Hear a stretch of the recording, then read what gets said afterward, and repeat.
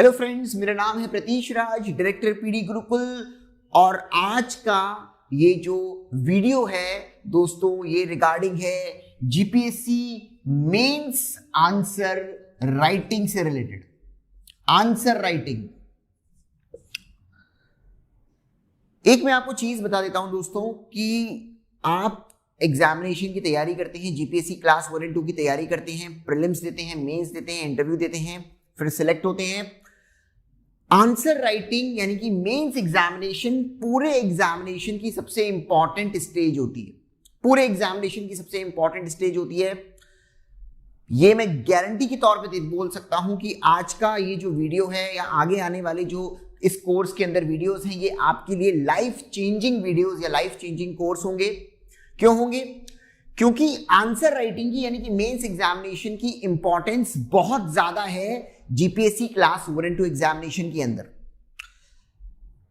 आप अच्छी तरह जानते हैं कि 900 नंबर का मेंस होता है और 100 नंबर का इंटरव्यू होता है। 1000 मार्क्स से मेरिट लिस्ट निकलती है। तो आप समझ सकते हैं इन 1000 में से 900 नंबर तो सिर्फ और सिर्फ मेंस एग्जामिनेशन के ही हैं। और मेंस एग्जामिनेशन में अगर किसी बच्चे ने बहुत अच्छा परफॉर्म कर लिया तो भले ही इंटरव्यू में नंबर कम क्यों ना हो, आपका सिलेक्शन गारंटेड हो जाता है। मैं आपको एक चीज बता देता हूं बच्चों कि हम लोग जनरली यानी कि जो बच्चे होते हैं बहुत फोकस करते हैं कि भाई उन्होंने हिस्ट्री पढ़ ली, ज्योग्राफी पढ़ ली, पॉलिटी पढ़ ली, इकोनॉमी पढ़ ली, करंट अफेयर्स भी पढ़ लिए, सब कुछ पढ़ लिया, सिलेबस कंप्लीट सब कुछ कर लिया, लेकिन बहुत कम फोकस रहता है बच्चों का आंसर राइटिंग के ऊपर। बहुत कम फोकस रहता है आंसर राइटिंग के ऊपर। पर मैं आपको एक चीज बता देता हूं कि अगर आप आंसर राइटिंग नहीं करेंगे, if you are not doing the answer writing, अगर आपकी आंसर राइटिंग प्रैक्टिस सही नहीं है तो आप इस एग्जामिनेशन में कितना भी सिलेबस कर लो, कितना भी पढ़ लो, सब चीजें 2-2, 4-4, 10-10 बार रिवाइज कर लो, वो किसी काम नहीं आने वाली। बिकॉज 900 मार्क्स तय करेंगे कि आपका सिलेक्शन होगा या नहीं होगा। बहुत सारे बच्चे जो हैं इस पूरे पार्ट को निग्लेक्ट कर देते हैं, जिसकी वजह से उनका सिलेक्शन नहीं हो पाता। आंसर राइटिंग की इंपॉर्टेंस क्या है, इस चीज को समझाने के लिए मैं आपको एक और एग्जांपल देता हूं। मैं ऐसे बहुत सारे बच्चों को जानता हूं, यकीन कीजिएगा, मैं ऐसे बहुत सारे बच्चों को जानता हूं जिनका नॉलेज का लेवल, जो नॉलेज का लेवल है वो बिल्कुल एवरेज था। एवरेज, उनका नॉलेज का लेवल बिल्कुल एवरेज था, लेकिन उनके आंसर राइटिंग स्किल्स इतने शार्प थे कि उन लोगों ने एग्जामिनेशन के अंदर बहुत अच्छा परफॉर्म किया। और आज की तारीख में कोई डिप्टी कलेक्टर बन के बैठा हुआ है, कोई डीवाईएसपी बन के बैठा हुआ है। टॉप 15, टॉप 20, टॉप 10 रैंक्स आई हुई हैं उन बच्चों की। नॉलेज बिल्कुल एवरेज थी, लेकिन उनको पता था कि आंसर्स लिखें कैसे, उनको पता था कि निबंध कैसे लिखना है, उनको यह भी पता था कि बेसिकली कहां पर कौन सी चीज यूज करनी है। आंसर राइटिंग स्किल्स बहुत ही ज्यादा शार्प थे उन बच्चों के, जिसकी वजह से वो फाइनली बहुत अच्छी रैंक ला पाए। और मैं ऐसे बहुत सारे बच्चों को भी जानता हूं जिनका नॉलेज का लेवल बहुत जबरदस्त था, बहुत जबरदस्त। 2 साल से तैयारी कर रहे हैं, 3 साल से तैयारी कर रहे हैं, सिलेबस बिल्कुल रटा हुआ है। सिलेबस आप पूछें तो वो मतलब आपको पूरा सुना दे, पूरी किताबें लिख दे, इतना तगड़ा नॉलेज का लेवल था। लेकिन क्योंकि उन बच्चों की आंसर राइटिंग स्किल्स शार्प नहीं थे, तो कुछ बच्चों का तो इंटरव्यू के लिए भी कॉल नहीं आया।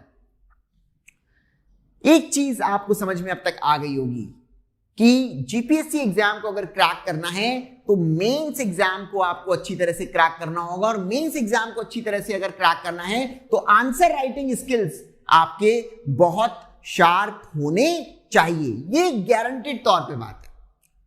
आंसर राइटिंग के बिना कुछ नहीं। बहुत सारे बच्चे कई बार क्या करते हैं, जो बेसिकली आंसर राइटिंग के ऊपर अगर फोकस नहीं करते हैं या बेसिकली उनको गाइडेंस नहीं मिल पाती, जिसकी वजह से वो रह जाते हैं। ये कोर्स बनाया ही इसलिए गया है। इस कोर्स में मैं आपको बता देता हूं, आपको 50 से ज्यादा वीडियोस मिलने वाले हैं। 50 से ज्यादा वीडियोस सिर्फ और सिर्फ एक चीज पर फोकस करेंगे कि कैसे आपके नंबर मेंस एग्जामिनेशन में करीब 80 से 90 नंबर बढ़ पाए। आपकी जो एग्जिस्टिंग नॉलेज है, इस चीज को याद रखिएगा, जो अभी आप पढ़कर आए हैं एग्जिस्टिंग नॉलेज है, उस नॉलेज को यूज करके हम कैसे अच्छी तरह से आंसर्स लिखें और अभी जो आपके नंबर आ रहे हैं उसमें 80 से 90 नंबर बढ़ पाए। एक चीज याद रख लेना, 80 से 90 नंबर, ये इतना बड़ा फासला होता है कि या तो आप टॉप 10 में आ जाओगे या आप लिस्ट से बाहर हो जाओगे। इसका क्या मतलब हुआ? इसका ये मतलब हुआ कि 80 to 90 मार्क्स का डिफरेंस अगर क्रिएट हो जाएगा ना आपकी मेंस के मार्क्स में, तो सोचो आप टॉप 10 में भी आ सकते हो। अगर अभी आप कहीं पर स्टैंड नहीं करो तब भी आप टॉप 10 में आ सकते हो। ये कोर्स बनाया इसलिए गया है, 50 से ज्यादा वीडियो सिर्फ आपको फोकस करेंगे कि आंसर्स कैसे लिखे जाए, आंसर राइटिंग कैसी करी जाए, कैसे जो है चीजों को ऑर्गेनाइज करके मेंस के अंदर ज्यादा से ज्यादा मार्क्स लाए जाएं, इंटरव्यू पे अपनी डिपेंडेंसी नहीं रखी जाए। अभी इस वीडियो के अंदर मैं आगे आपको बताने वाला हूं कि कौन कौन से पहलुओं पर, यानी कि कौन कौन सी मेंस एग्जामिनेशन की कौन कौन सी चीजों पर हम डिस्कशन करने वाले हैं इस वीडियो के अंदर, मैं अभी आपको आगे जाके बताने वाला हूं। तो बच्चों एक चीज आपको क्लियर हो गई होगी अब तक कि आंसर राइटिंग की इंपॉर्टेंस क्या है। मैंने आपको बताया कि भाई 900 मार्क्स का मेंस है, मेंस के अंदर अगर आपको अच्छी तरह से आंसर्स लिखने आते हैं तो आपका सिलेक्शन कोई नहीं रोक सकता। अब मैं डिस्कस करूंगा कि कौन कौन सी चीजों के ऊपर हम इस कोर्स के अंदर बात करने वाले हैं। इस वीडियो के अंदर तो जस्ट मैं आपको इंट्रोडक्शन दूंगा इस कोर्स का कि कौन कौन सी चीजों के अंदर हम बात करने वाले हैं। आगे जाके आपको बहुत सारे वीडियोस मिलेंगे जहां पर हम इन चीजों को डिटेल में डिस्कस करेंगे। तो इस कोर्स के अंदर सबसे पहला पॉइंट जो हम डिस्कस करने वाले हैं वो करने वाले हैं पेपर को अटेम्प्ट कैसे करना है। 99.9% बच्चे इस चीज को नहीं जानते। एक चीज आप याद रख लेना, 99.9% बच्चे इस चीज को नहीं जानते कि पेपर अटेम्प्ट कैसे करना है। यानी कि आपके सामने पेपर आया तो अब आपकी स्ट्रेटेजी क्या होनी चाहिए पेपर को अटेम्प्ट करने की। बहुत सारे बच्चे गलती क्या करते हैं, शुरुआत से पेपर पढ़ा और पेपर करना चालू, पेपर को उन्होंने स्टार्ट कर दिया, पेपर करना चालू कर दिया। पेपर को शुरुआत में पढ़ना कैसे है, क्या सारे क्वेश्चंस आपको सीक्वेंस वाइज अटेम्प्ट करने हैं या नहीं करने हैं। पहली चीज, क्या सारे क्वेश्चंस भी अटेम्प्ट करने हैं या नहीं करने हैं। बहुत सारे बच्चों जो है वो ऐसा मानते हैं कि भाई सारे क्वेश्चन अटेम्प्ट करके आओ, जिससे कुछ ना कुछ तो किसी ना किसी क्वेश्चन में मिल ही जाएगा तो नंबर बढ़ जाएंगे। बहुत बच्चे सोचते हैं ऐसा कि भाई सारे क्वेश्चन अटेम्प्ट करके आओ, एक भी अगर सभी क्वेश्चंस में कुछ ना कुछ मार्क्स मिल जाएंगे तो अपने नंबर बढ़ जाएंगे। तो क्या ये स्ट्रेटेजी सही है या गलत है? क्या सभी क्वेश्चंस के ऊपर सेम टाइम देना है आपको? एग्जाम्पल के तौर पे मान लीजिए 180 मिनट का पेपर है, 3 घंटे का पेपर होता है, मान लीजिए 15 सवाल अगर आ रहे हैं तो 12 मिनट एवरेज निकलता है। तो क्या सभी क्वेश्चंस के ऊपर आपको 12 मिनट का टाइम देना है या नहीं देना है? किसी में कम देना है या किसी में ज्यादा देना है? क्या स्ट्रेटेजी होनी चाहिए? ये सारी चीजें एक अलग से सेपरेट वीडियो आगे बना हुआ है दोस्तों, वो देखिएगा आप। ये सारी चीजें हम डिस्कस करेंगे कि पेपर आखिर अटेम्प्ट कैसे करें। एक पीडी गुरुकुल का एक्सपीरियंस बोलता है, हजारों कॉपीज हमारे टीचर्स ने और मैंने चेक करी हुई है आज तक, और मैं आपको एक चीज बता देता हूं कि जिस बच्चे को एक्चुअल पेपर अटेम्प्ट करना आ गया, वो बच्चा सेम नॉलेज में, सेम कंटेंट में, याद रखना, सेम कंटेंट में, सेम नॉलेज में 10 से 15 मार्क्स पर पेपर बढ़ा सकता है। मैं बहुत इंपॉर्टेंट बात बोल रहा हूं यहां पर। 10 से 15 नंबर आपके बढ़ जाएंगे अगर आपको पेपर अटेम्प्ट करना आ गया। यानी कि पेपर अटेम्प्ट करने का मतलब क्या होता है, पेपर आपके सामने आया, अब कौन सा क्वेश्चन पहले करना है, कौन सा बाद में करना है, क्या सभी क्वेश्चंस के ऊपर टाइम सेम देना है या अलग अलग देना है, कौन सी क्वेश्चंस के अंदर आपको ज्यादा जो है ब्रेनस्टॉर्मिंग करनी है, किसके अंदर कम करनी है। अगर एंड में आपके पास कम टाइम बचता है, लेट से 10 मिनट बचते हैं आपके पास, और 10 मिनट के अंदर मान लो आपके सामने 3 सवाल हैं, तो उसको कैसे टैकल करना है, क्या सभी सवाल करने हैं या नहीं करने हैं। ये सारी चीजें एक अलग से डिटेल्ड वीडियो में बताई जाएंगी आपको। और अगर आपने ये पेपर अटेम्प्ट करने की स्ट्रेटेजी फॉलो कर ली तो 10 से 12 मार्क्स, 10 से 15 मार्क्स रादर, 10 से 15 मार्क्स आपके दोस्तों बढ़ जाएंगे। गारंटी बता रहा हूं मैं आपको। क्यों बढ़ जाएंगे? 10 से 15 नंबर इसीलिए बढ़ जाएंगे क्योंकि at the end of the day आपका जो पूरा स्कोर है वो सिर्फ एक चीज पे डिपेंड करता है कि आपने पेपर को अटेम्प्ट कैसे किया है। ये चीज याद रख लेना, आपका पूरा स्कोर एक चीज पे डिपेंड करता है, आपने पेपर को अटेम्प्ट कैसे किया। तो पेपर अटेम्प्ट कैसे करना है, यहां पर मैं एग्जांपल्स भी लूंगा जब आगे जाके वीडियो जो बनाया गया है आप लोगों के लिए, उसमें बताया गया है कि बेसिकली टॉपर्स ने, जो हमारे टॉपर्स रह चुके हैं लास्ट ईयर के, जो बहुत अच्छी रैंक लाई, डिप्टी कलेक्टर बने हैं, डीवाईएसपी बने हैं, उन टॉपर्स ने पेपर को अटेम्प्ट कैसे किया था, उनकी कॉपीज के साथ आपको बताया जाएगा। उन जो पीडी गुरुकुल की टेस्ट सीरीज थी, उन्होंने वो टेस्ट सीरीज जब फॉलो करी तो उसमें वहां पर पेपर कैसे अटेम्प्ट किया, वो कॉपीज के साथ आपको बताया जाएगा कि करना क्या है, आखिर करना क्या है। और मैं फिर से बोलता हूं 99.9% बच्चे जानते ही नहीं है, इस स्ट्रेटेजी को जानते ही नहीं है। वो सोचते हैं कि पेपर उनके सामने आया, क्वेश्चन नंबर 1 आया, क्वेश्चन नंबर 2 आया, क्वेश्चन नंबर 3 आया, क्वेश्चन नंबर 4 आया, बस वही सीक्वेंस वाइज करते जाना है अपने को, और ऐसा ही करते हैं, जो कि बिल्कुल गलत है, बिल्कुल गलत है।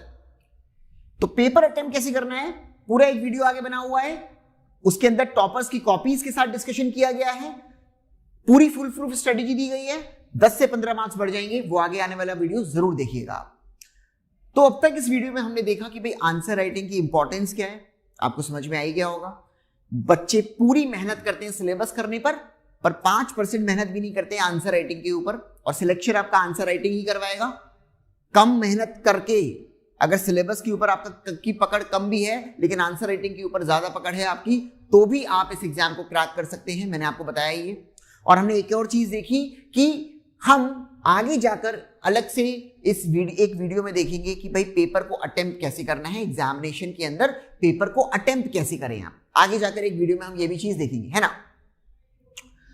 अब आगे जाकर और क्या क्या हम देखने वाले हैं, तो एक चीज और इंपॉर्टेंट देखने वाले हैं इस कोर्स के अंदर, वो है अंडरस्टैंडिंग द क्वेश्चन। एक पूरा वीडियो मैं बनाऊंगा, या रादर बना चुका हूं, आप लोग आगे जाकर देखेंगे कि अंडरस्टैंडिंग क्वेश्चन की अंडरस्टैंडिंग कैसे हो। देखो बहुत सिंपल सी बात है, सबसे पहले पेपर आपके सामने आया तो आपको पता होना चाहिए कि पेपर अटेम्प्ट कैसे करना है। उसके बारे में मैंने आपको बताया कि आगे जाके आप वीडियो देखेंगे कि पेपर को अटेम्प्ट कैसे करना है, कौन सा क्वेश्चन पहले करना है, कौन सा बाद में करना है। इसके साथ साथ सभी क्वेश्चंस पर क्या सेम टाइम देना है, नहीं देना है, वो आप पहले स्ट्रेटेजी बना लेंगे। फिर जब आप क्वेश्चन अटेम्प्ट करने पर आएंगे, जैसे मान लो आप क्वेश्चन नंबर 5 अटेम्प्ट कर रहे हो, जब आप क्वेश्चन अटेम्प्ट करने पर आओगे तो वहां पर सबसे इंपॉर्टेंट चीज आपको ध्यान रखनी है, वो ये रखनी है आपको क्वेश्चन को सही तरह से समझना है। अब आपको लग रहा होगा कि सर क्या बात कर रहे हो, प्रीलिम्स क्वालिफाई किया हुआ है अपन ने, क्वेश्चन तो सही तरह से समझ ही लेंगे। नहीं, आप बहुत बड़ी गलतफहमी में हो। 80% स्टूडेंट्स की, मैं आपको कोई डेटा हवा में नहीं दे रहा हूं, अपने जो बच्चे, मेरे जो पीडी गुरुकुल के बच्चे हैं जो टेस्ट सीरीज देते हैं, उस डेटा के बेस पर मैं बोल रहा हूं, 80% बच्चे गलती करते हैं क्वेश्चन समझने में, क्वेश्चन समझते नहीं। अब इसका क्या मतलब हुआ, इसका ये मतलब हुआ, देखो कई बार बहुत सिंपल सवाल आ जाएंगे, जैसे मान लो सवाल आ गया ज्योग्राफी के अंदर कि भाई हिमालयन रिवर और पेनिनसुलर रिवर के बीच में डिफरेंस लिखिए। तो ये सवाल आ गया, ये इजी सवाल है, समझने में इसमें कोई खास परेशानी नहीं आएगी, डिफरेंस पूछा है कोई भी बच्चा लिख देगा। पर कई बार कई क्वेश्चंस के अंदर घुमा के सवाल पूछा जाता है, घुमा के स्टेटमेंट बेस्ड सवाल पूछे जाते हैं। फॉर एग्जाम्पल कोई क्वेश्चन आया फार्म रिफॉर्म से रिलेटेड, यानी कि कृषि सुधार से रिलेटेड कोई क्वेश्चन आया। अब मान लो क्वेश्चन ऐसा है कि फार्म रिफॉर्म्स यानी कि कृषि सुधार हिंदुस्तान के अंदर एक बहुत महत्वपूर्ण प्रक्रिया है, यानी कि it's a very important process.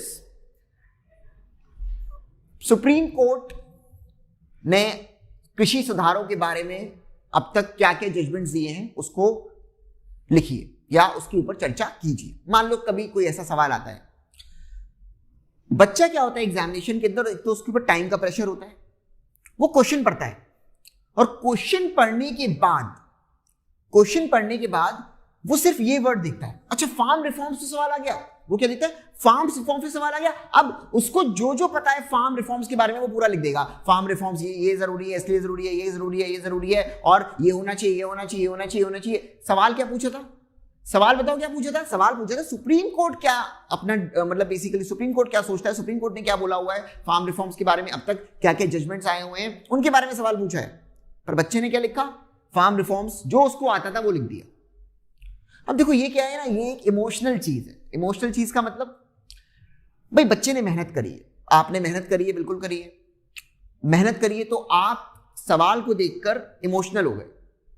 Farm reforms पे सवाल आ गया भाई, इमोशनल हो गए अपन। जो आता था पूरा भरिया है, पूरा भरिया है अपन, बिल्कुल अपन ने 300-400 वर्ड्स वहां पे लिख दिए, भले ही 200 वर्ड्स की वर्ड लिमिट हो, जो आता था अपन सब लिखे है। लेकिन जो पूछा था वो नहीं लिख कर आए। अभी आपको लग रहा होगा कि नहीं सर मैं तो ये गलती नहीं करूंगा, मेरे को तो क्या, मैं क्वेश्चन अच्छी तरह से पढ़ता हूं। यकीन मानना, अच्छे से अच्छा बच्चा ये गलती करता है, अच्छे से अच्छा बच्चा यहां पर फंस जाता है। वो क्वेश्चन जल्दी जल्दी पढ़ता है और पढ़ने में इंपॉर्टेंट वर्ड जो उसको दिखता है उसके ऊपर पूरा वहां पर गाथा लिखे आता है, पूरा सब कुछ वहां पर लिखे आता है। पूछा कुछ और होता है, लिखकर कुछ और आता है।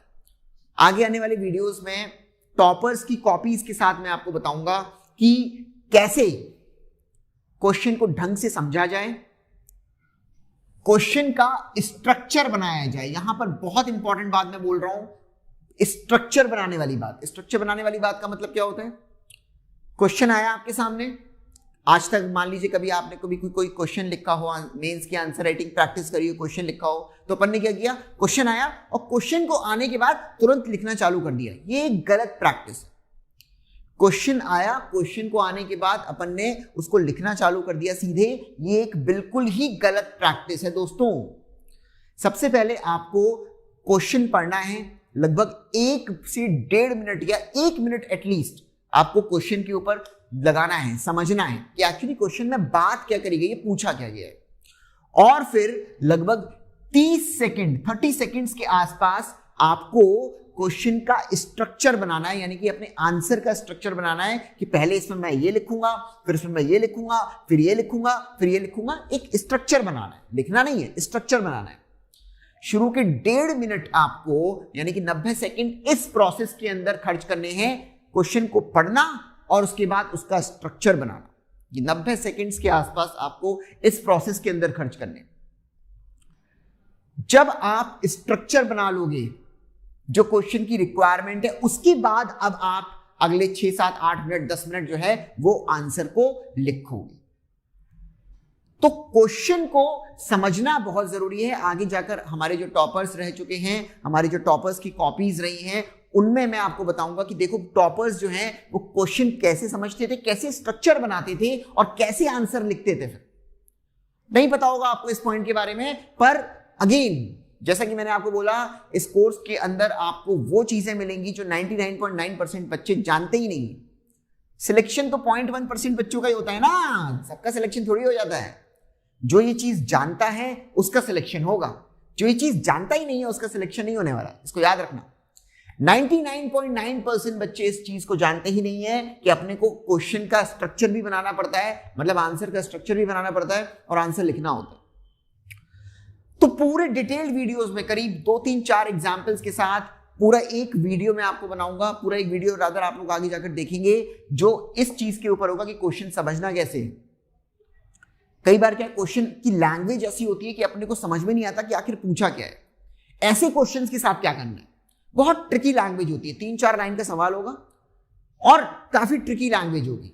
अपने को ये नहीं समझ में आएगा कि आखिर पूछा क्या है, और अपने को नहीं, किसी को समझ में नहीं आएगा, 99% बच्चों को समझ में नहीं आएगा। तो ऐसे क्वेश्चंस के साथ क्या करना है वो भी चीज मैं डिस्कस करूंगा।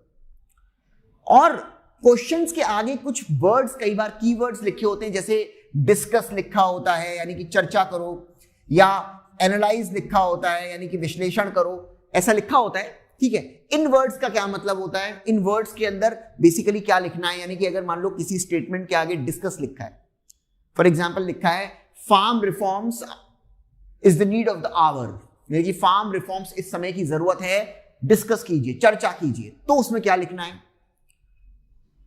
या अगर सवाल आया farm reforms by the Indian government is not sufficient in the present context, यानी कि भूमि सुधार यानी कृषि सुधार जो है वो भारत सरकार के द्वारा जो किया गया है वो पर्याप्त नहीं है इस समय में। और उसके आगे मान लो अगर एनालाइज लिखा है यानी कि विश्लेषण करो तो आंसर चेंज हो जाएगा। डिस्कस करने पर आंसर चेंज हो जाएगा, एनालाइज करने पर आंसर चेंज हो जाएगा। तो कहने का क्या मतलब है? कहने का मतलब है कि ये वर्ड्स भी बहुत रोल प्ले करते हैं, ये वर्ड्स भी अपना रोल प्ले करते हैं कि भाई आंसर के अंदर आना क्या चाहिए। तो आगे जाकर एक पूरा वीडियो हमारे टॉपर्स की कॉपीज के एग्जाम्पल के साथ मैं आपको बताऊंगा कि क्वेश्चन को समझना कैसे है, आंसर का स्ट्रक्चर कैसे बनाना है, 1 से 1.5 मिनट इस प्रोसेस पर देना है, इन वर्ड्स को कैसे डील करना है। कई बार कुछ क्वेश्चंस ऐसे आ जाएंगे जो आपको समझ में ही नहीं आएंगे, उनके साथ क्या करना है, ये सारी चीजें आगे जाकर हम डिटेल में डिस्कस करने वाले हैं इस कोर्स के अंदर। तो 3 चीजें आपको समझ में आ गई। पहला, इंपॉर्टेंस क्या है मेंस के आंसर राइटिंग की। दूसरा, पेपर को अटेम्प्ट कैसे करना है, कौन सा क्वेश्चन पहले कौन सा बाद में, टाइम कैसे देना है, अगर मान लो टाइम एंड में कम बचता है, क्वेश्चन ज्यादा बचते हैं तो क्या करना है, ये सारी चीजें। और तीसरा मैंने आपको बताया क्वेश्चन समझना कैसे है, क्वेश्चन का स्ट्रक्चर कैसे बनाना है। ये सारी चीजें हम आगे डिस्कस करेंगे। और भी बहुत सारी चीजें हम आगे इस वाले कोर्स में डिस्कस करेंगे। क्या क्या करेंगे अभी बताता हूं। तो बच्चों, इस कोर्स के अंदर एक और चीज पर, आंसर राइटिंग के एक और पहलू पे हम लोग बहुत डिटेल में चर्चा करेंगे, बहुत डिटेल में। और मुझे लगता है सबसे इंपॉर्टेंट पार्ट है ये आंसर राइटिंग का, और वो है ingredients of a good answer. Ingredients, इस वर्ड को सुना है अपन ने कभी? इसका मतलब सिंपल सा है कंटेंट। एक अच्छे आंसर में क्या क्या चीजें होनी चाहिए। भाई हमने डिस्कस कर लिया कि भाई क्वेश्चन आएगा यानी कि एग्जाम का पेपर आएगा, तो पेपर को अटेम्प्ट कैसे करना है उस बारे में हम आगे जाके चर्चा करेंगे डिटेल में। पर सबसे पहला स्टेप तो यही है ना कि पेपर आया, पेपर आने के बाद आपको पेपर अटेम्प्ट कैसे करना है। फिर हमने दूसरी चीज क्या डिस्कस करी जो हम आगे डिटेल में डिस्कस करने वाले हैं कि क्वेश्चन अपने को समझना कैसे है। अब क्वेश्चन समझ लिया, अब तीसरी चीज क्या आएगी कि क्वेश्चन के अंदर लिखना क्या है। क्वेश्चन के अंदर लिखना क्या है, यही जो है मार्क्स देगा। भाई मार्क्स क्या देगा, मार्क्स कैसे मिलेंगे? क्वेश्चन के अंदर लिखना क्या है, यही चीज तो मार्क्स देगी आपको। क्वेश्चन के अंदर लिखना क्या है यानी कि अच्छे आंसर का कंटेंट क्या होना चाहिए, कंटेंट क्या होना चाहिए। क्वेश्चन के अंदर लिखना क्या है भैया? देखो एक चीज आप याद रख लेना, आंसर जो बंदा चेक कर रहा है यानी कि एग्जामिनर जो है वो आपको अच्छे नंबर कब देगा? वो आपको अच्छे नंबर तब देगा जब उसको लगेगा, उसकी साइकोलॉजी में जाएगा कि आपका आंसर अच्छा है। एक चीज आप याद रखना, ये सब्जेक्टिव पेपर और ऑब्जेक्टिव पेपर में एक सबसे बड़ा डिफरेंस जो होता है वो यही होता है कि ऑब्जेक्टिव पेपर में तो क्या है कि 4 ऑप्शन है, एक सही होगा तो आपको नंबर मिलने वाले हैं उसमें। पर सब्जेक्टिव पेपर में क्या हो जाता है, सब्जेक्टिव पेपर में बहुत सारी चीजें एग्जामिनर के हाथ में होती, बहुत सारी चीजें एग्जामिनर के हाथ में होती। तो एग्जामिनर आपको अच्छे नंबर कब देगा? जब उसको लगेगा कि आपका आंसर अच्छा है। सिंपल सी बात, और बहुत ज्यादा चीजें कॉम्प्लेक्स है ही नहीं। फॉर एग्जाम्पल, आप मान लो कभी अपने फ्रेंड का कोई आंसर चेक कर रहे हो तो आपको लगना चाहिए कि उसका आंसर अच्छा है, तभी आप उसको अच्छे नंबर दोगे। सेम एग्जामिनर के साथ है, एग्जामिनर को लगना चाहिए कि आपका आंसर अच्छा है, तभी वो आपको अच्छे नंबर देगा। यानी कि ये पूरा प्रोसेस साइकोलॉजिकल प्रोसेस होता है। अब कोई आंसर अच्छा लगे, कोई आंसर अच्छा लगे, इसके क्या क्या पहलू हैं उनके बारे में चर्चा करते हैं। एक चीज आप याद रख लेना कि आंसर अच्छा तभी होगा जब उसके अंदर कुछ बेसिक चीजें होंगी ही होंगी, तभी अच्छा होगा। अब इसका क्या मतलब हुआ, इसको एग्जाम्पल से समझाता हूं मैं। खाना बनाना आता है अपने को? नहीं आता। जिसको भी आता हो खाना बनाना, या जिसको नहीं भी आता हो उसने अपनी मम्मी को तो खाना बनाते हुए देखा जरूर होगा, बहन भाई को खाना बनाते हुए कभी देखा जरूर होगा। कि मान लो कोई सब्जी बना रहा है, जैसे मान लो कोई राजमा बना रहा है, राजमा है ना।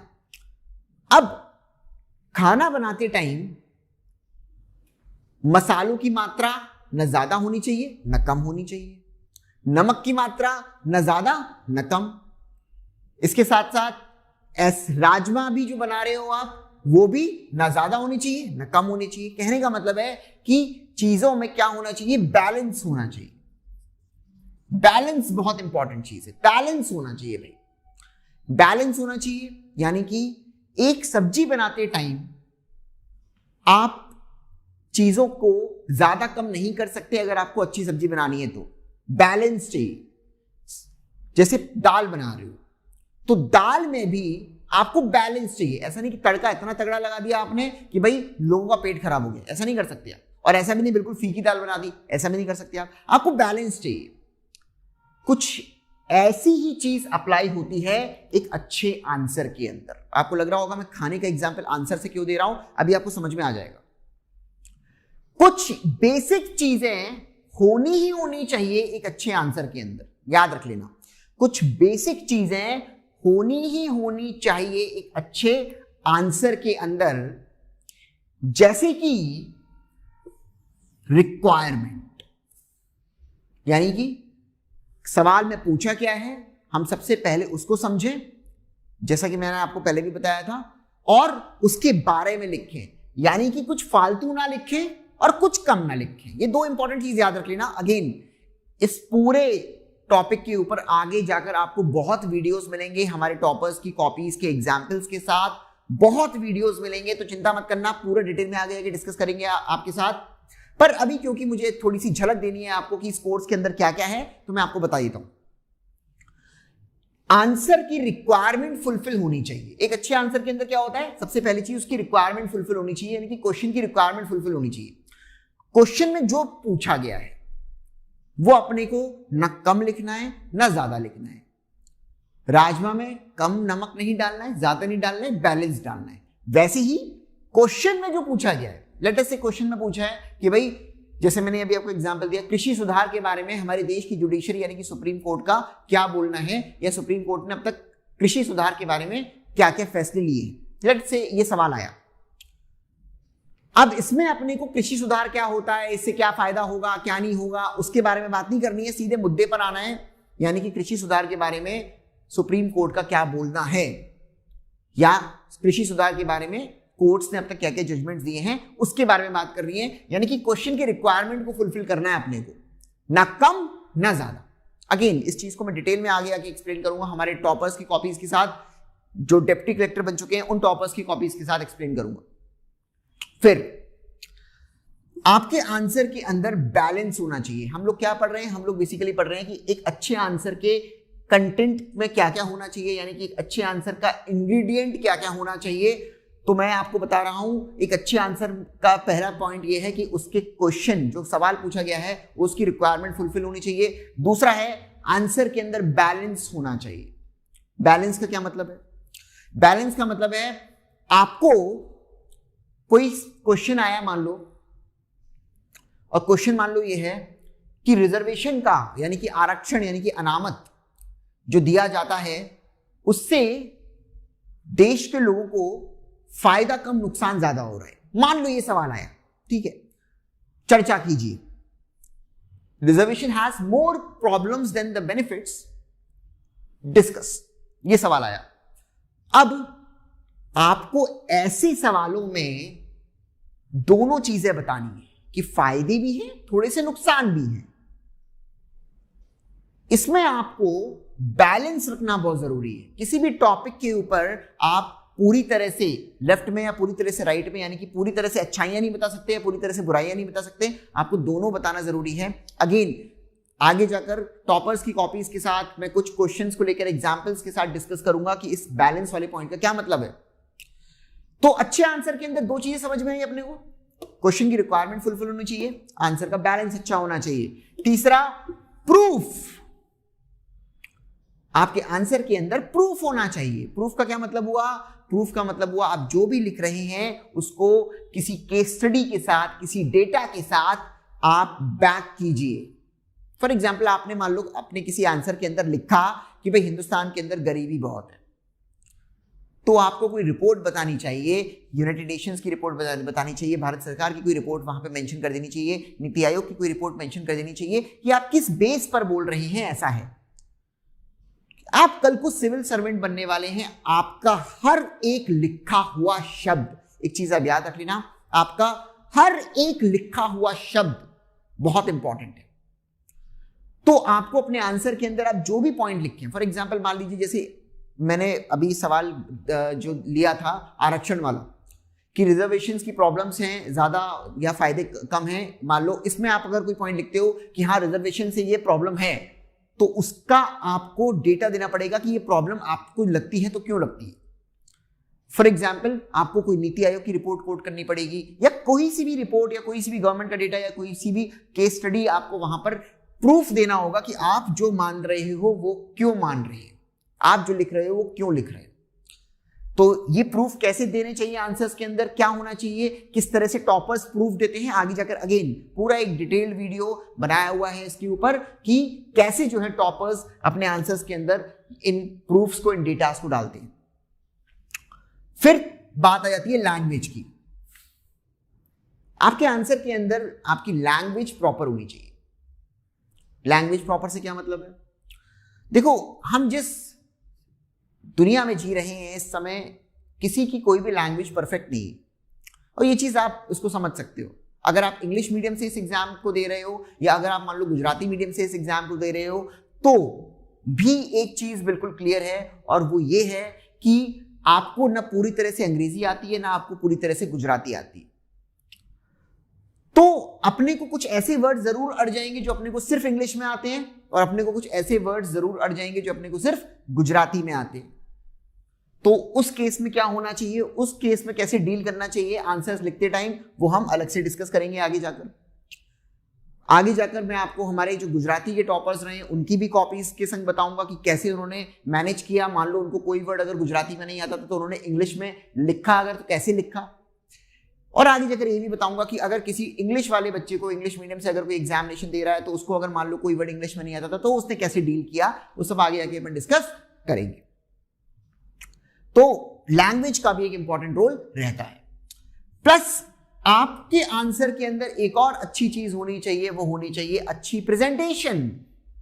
अब इस अच्छी प्रेजेंटेशन का क्या मतलब है, अच्छी प्रेजेंटेशन का बहुत इंपॉर्टेंट रोल होता है। देखो एक चीज याद रखना, मैं आपको फिर से बता रहा हूं, हम लोग एक्चुअली क्या देख रहे हैं कि एक अच्छे आंसर के अंदर क्या क्या चीजें होनी चाहिए, क्या क्या गुण होने चाहिए, क्या क्या कंटेंट होना चाहिए। तो जितनी वो रिक्वायरमेंट है, यानी कि क्वेश्चन की रिक्वायरमेंट फुलफिल करना चाहिए, वो बैलेंस होना चाहिए।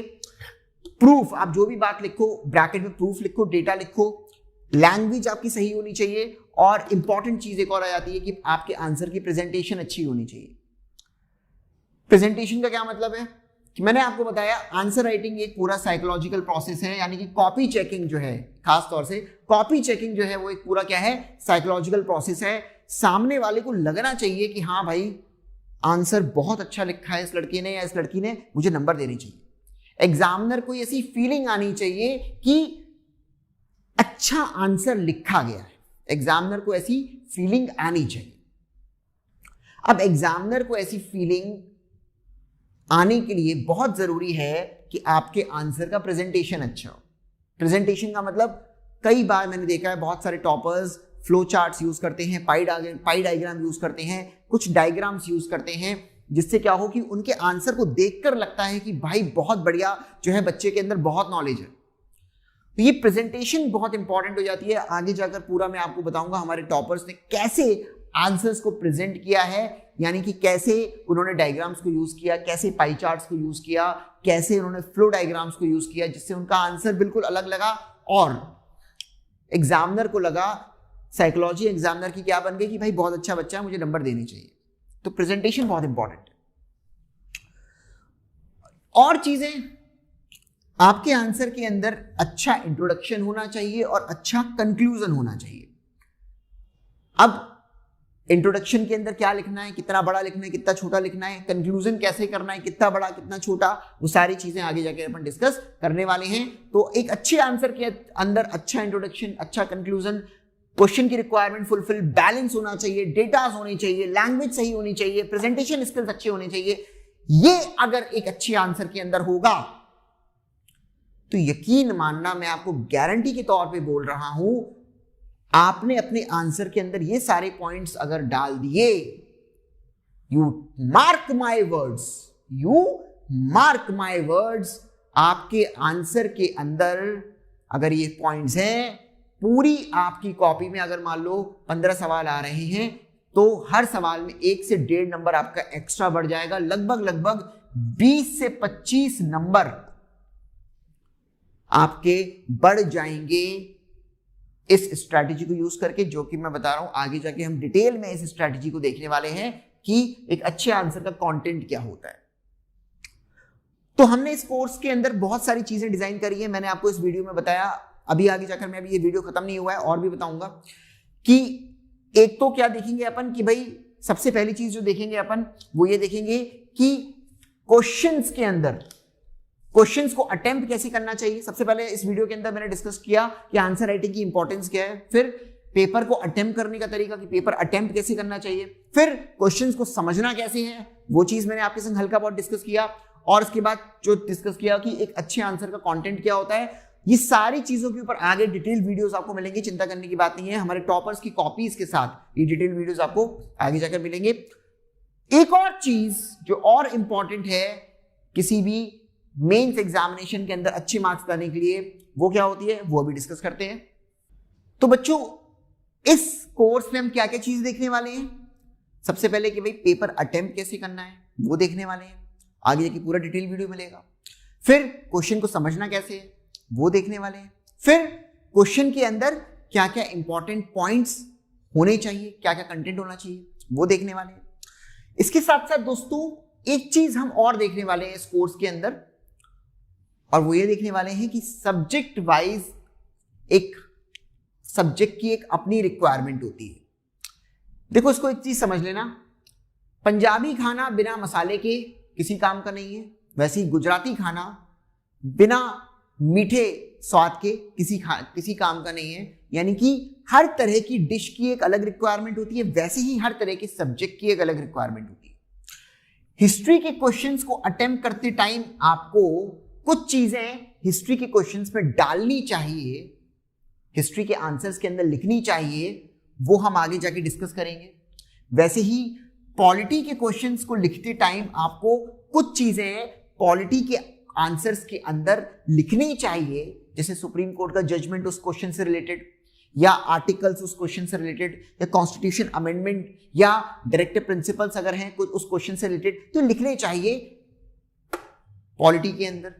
वैसे ही ज्योग्राफी के अंदर अगर कोई सवाल आता है तो कुछ चीजें आपको ज्योग्राफी के अंदर डालनी चाहिए, जैसे कि मान लीजिए अगर वो जगह कहीं पर है तो मैप हो गया, कुछ डायग्राम्स हो गए, तो वहां पर आपको ज्योग्राफी के अंदर ऐसे आंसर्स के अंदर वो सब चीजें लिखनी चाहिए। यानी कि सिंपल सी बात है, हर सब्जेक्ट की एक अपनी अलग रिक्वायरमेंट होती है। उस सब्जेक्ट के अंदर अगर आपने कुछ चीजें डाल दी, ये एक्चुअली गार्निश का काम करती है। यानी कि कभी देखा है सब्जी बनाने के बाद ऊपर जो है वो हल्का सा छिड़क देते हैं, है ना, सब्जी सुंदर हो जाती है। ये चीजें वही काम करती हैं, एक्स्ट्रा आपको 1 मार्क दिलवा सकती हैं ये चीजें, क्योंकि और किसी बच्चे ने लिखी नहीं होंगी, आपने लिखी होंगी, एग्जामिनर खुश हो जाएगा भाई।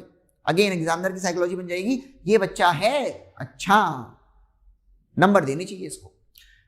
तो अलग अलग सब्जेक्ट्स के अलग अलग रिक्वायरमेंट है। आगे जाके वीडियोस में मैं आपको बताऊंगा कि हिस्ट्री के अंदर कुछ चीजें आपको लिखनी चाहिए, क्या लिखनी चाहिए, वैसे पॉलिटी के अंदर कुछ चीजें आपको लिखनी चाहिए, क्या लिखनी चाहिए, ज्योग्राफी के अंदर कुछ बातें आपको डालनी चाहिए, उस क्वेश्चन से रिलेटेड क्या डालनी चाहिए। इथिक्स हो गया, तो इथिक्स के अंदर कई बार क्या होता है, इथिक्स के अंदर मान लो कभी कोई थियोरेटिकल क्वेश्चन आता है तो उसमें कुछ एग्जांपल्स आपकी पर्सनल लाइफ से रिलेटेड अगर आप डाल देंगे तो मजा आ जाएगा एग्जामिनर को कि बहुत बढ़िया लिखा है लड़के ने, बहुत बढ़िया। तो हर सब्जेक्ट का जब आप क्वेश्चन अटेम्प्ट कर रहे हो तो कुछ बातें आपको उस सब्जेक्ट से जुड़ी हुई अगर आप डाल देते हैं, उस सब्जेक्ट की कुछ बातें जो उस क्वेश्चन से जुड़ी हुई हैं अगर आप डाल देते हैं, जैसे कि मैंने आपको बताया पॉलिटी में डीपीएसपी यूज करो क्वेश्चंस के अंदर, सुप्रीम कोर्ट की जजमेंट्स यूज करो क्वेश्चन के अंदर, वैसे मैंने आप हिस्ट्री के अंदर कई बार कुछ करंट से उसको जोड़कर यूज करो, ज्योग्राफी के अंदर मैप्स यूज करो, डायग्राम्स यूज करो। तो ये चीजें एथिक्स के अंदर केस स्टडी यूज करो, पर्सनल एग्जांपल्स यूज करो, और आगे आगे डिटेल बताऊंगा मैं आपको कि अगर आप कुछ चीजें उस पर्टिकुलर सब्जेक्ट की डाल देते हैं उन आंसर्स के अंदर तो गारंटेड तौर पर आपको एक्स्ट्रा मार्क, एक एक्स्ट्रा मार्क मिल सकता है उस आंसर के अंदर, क्योंकि दूसरों ने नहीं लिखा होगा, आप लिख रहे हो, तो आपके मार्क्स बढ़ जाएंगे। तो इस कोर्स के अंदर, ये जो कोर्स आप करने वाले हैं आगे, इस कोर्स के अंदर दोस्तों बहुत सारी चीजें हम डिस्कस करने वाले हैं। आंसर पेपर को अटेम्प्ट कैसे करना है, सबसे पहले पेपर आपके सामने आया, कौन सा क्वेश्चन पहले कौन सा बाद में, आपकी किस क्वेश्चन को कितना टाइम देना है, सब चीजें बेसिकली हम डिस्कस करेंगे आगे आने वाले वीडियोस में। फिर क्वेश्चन को समझना कैसे है वो भी डिस्कस करेंगे आगे टॉपर्स की कॉपीज के साथ, गुजराती में भी इंग्लिश में भी, दोनों में ये जो है वो टॉपर्स की कॉपीज के साथ आपको बताया जाएगा। प्लस एक अच्छे आंसर का कंटेंट के अंदर क्या क्या चीजें होती है वो आपको बताई जाएंगी। प्लस इसके साथ साथ आपको बताया जाएगा कि किस सब्जेक्ट के अंदर आपको कुछ चीजें उस सब्जेक्ट की रिलेटेड डाल देनी है जिससे आपका आंसर में 4 चांद लग जाए, मजा आ जाए एग्जामिनर को। ये सारी चीजें हम डिस्कस करने वाले हैं आगे आने वाले वीडियोस के अंदर। मैंने आपको पहले ही बताया हुआ है 50 से ज्यादा वीडियोस आपको मिलेंगे आंसर राइटिंग के ऊपर। More than 50+ videos you will get in this particular course. और आपने चाहे कितनी मेहनत करी हो अपना सिलेबस कंप्लीट करने के लिए, लेकिन अगर आपने आंसर्स लिखना नहीं सीखा तो आपकी मेहनत किसी काम की नहीं है। तो इस कोर्स को अच्छी तरह से करना, गारंटी तौर पे बोल रहा हूं। अगर मान लो अभी आपके 200 मार्क्स आ रहे हैं, एग्जाम्पल दे रहा हूं, तो 100 नंबर आपके बढ़ जाएंगे कम से कम सेम नॉलेज में। नॉलेज सेम नॉलेज, ज्यादा पढ़ने की बात ही नहीं कर रहा हूं, सेम नॉलेज में अगर आपने इस कोर्स को कर लिया था, अगर किसी के मान लो 400 मार्क्स आ रहे हैं तो 100 नंबर बढ़ जाएंगे उसके, इस कोर्स को करने के बाद, इस कोर्स की स्ट्रैटेजीज को फॉलो करने के बाद, गारंटेड तौर पे बता रहा हूं मैं। तो उम्मीद है आपको ये वीडियो अच्छा लगा होगा। इस वीडियो को सर्कुलेट कीजिए, दूसरे लोगों को जो है वो शेयर कीजिए और लाइक कीजिए। Thank you very much. इस कोर्स को जरूर कीजिएगा, सभी वीडियोस को फॉलो कीजिएगा, यहाँ की लर्निंग्स को इंप्लीमेंट कीजिएगा। मेंस में कोई नहीं रोक पाएगा आपको सिलेक्ट होने से। Thank you very much.